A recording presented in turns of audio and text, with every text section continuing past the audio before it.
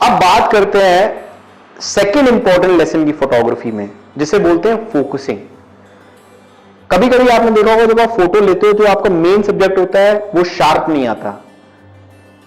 कैसे फोकसिंग करें कि आपका सब्जेक्ट हमेशा शार्प आए, वो हम जानेंगे आज फोकसिंग में। फोकसिंग का मतलब क्या होता है?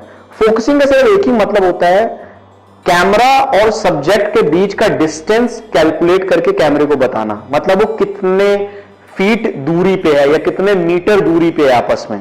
ओके, अब अगर आप अपने लेंस को मैनुअल फोकसिंग पे डाल दो, एम पे डाल दो, अब क्या होगा, आपका 1855 अगर लेंस आप यूज कर रहे हो तो इसमें दो रिंग्स होते हैं। एक होता है आपका जूम रिंग जो 18 से 55 जाने के लिए होता है, और दूसरा होता है आपका फोकसिंग रिंग।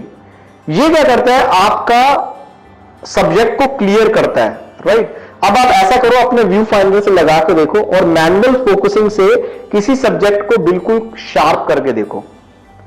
जब आप इसको शार्प करोगे, जब आपका सब्जेक्ट शार्प हो जाएगा आंखों से, तो नीचे की तरफ लेफ्ट साइड में अगर आप देखोगे तो ग्रीन लाइट जल जाएगी, ग्रीन लाइट ऐसे ग्लो कर जाएगी, जिसे बोलते हैं रेंज फाइंडर कॉन्फर्मेशन। वो जैसी जले आप इसको क्लिक बटन दबा दो तो आपकी फोटो हमेशा शार्प आएगी मैनुअल फोकसिंग में। और इससे पहले जितने भी फोटोग्राफर्स थे वो मैनुअल ही फोकस करते थे। वो उन्हें नियरली पता होता था कि कौन सी चीज उनसे कितनी दूर पे है। कोई चीज उनसे 5 फीट की दूरी पे है या 20 फीट की दूरी पे है या 50 फीट की दूरी पे है, और उसी हिसाब से वो एडजस्ट करते थे। और कुछ लेंस के ऊपर अगर आप देखोगे तो डिस्टेंस मीटर बना होता है, उसमें ऊपर लिखा होता है, आप फोकसिंग जब कर रहे हो फीट और मीटर में होता है, तो आप जिस फीट पे रख दोगे, जैसे आपने 5 फीट पे रख दिया तो जो 5 फीट दूरी पे सब्जेक्ट होगा वो हमेशा शार्प आएगा, राइट। तो ये मेन मकसद होता है मैनुअल फोकसिंग का। आप खुद अपने हाथ से फोकसिंग रिंग को घुमा के अपने सब्जेक्ट को शार्प करते हो या आउट ऑफ फोकस करते हो।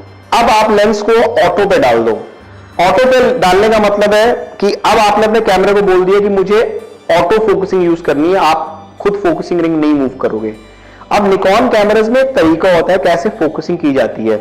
अगर आप यहां पे फोकस मोड पे देखो तो यहां पे अभी क्या दिख रहा है, AFS। अगर मैं इस पे क्लिक कर दूं तो यहां पे इतने सारे ऑप्शंस हैं। AFS का मतलब होता है auto focusing for still subjects. मतलब अगर कोई पोज कर रहा है खड़े होके, मूव नहीं कर रहा है, जिसका डिस्टेंस बदल नहीं रहा है कैमरे से, वो हमेशा AFS पे क्लिक होगा। अगर कोई चीज मोशन में है, कोई चीज अगर मूव कर रही है, मतलब मान लो कोई साइकिल चला रहा है और आपकी तरफ आ रहा है, तो अब ये मोशन में है, ये स्टिल सब्जेक्ट नहीं है, आप यूज करोगे AFC, मतलब auto focusing for continuously moving subjects. Okay, और इसमें जो पहला ऑप्शन होता है वो होता है AFA।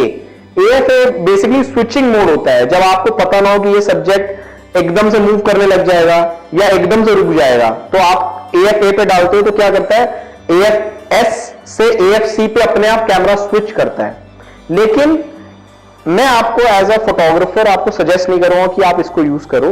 आप अपनी फोकसिंग खुद डिसाइड करो। ज्यादातर हमें पता होता है हम क्या शूट कर रहे हैं। जैसे अगर आप प्रोडक्ट शूट कर रहे हो, प्रोडक्ट को आपने रखा, आपको AFS ही यूज करना है। मान लो आप किसी स्कूल का स्पोर्ट्स डे शूट कर रहे हो और सारे बच्चे खेल रहे हैं, वहां पे आपको मालूम है AFC ज्यादा काम करेगा, राइट। सो ये चीज आपके दिमाग में बिल्कुल क्लियर होनी चाहिए कि यार AFS is for focusing still subjects and AFC is for focusing moving subjects. That's all. और इसको करना कैसे, फोकस मोड के अंदर जाके।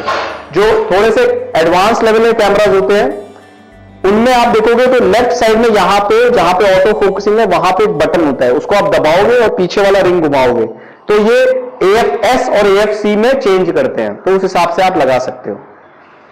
Thank you.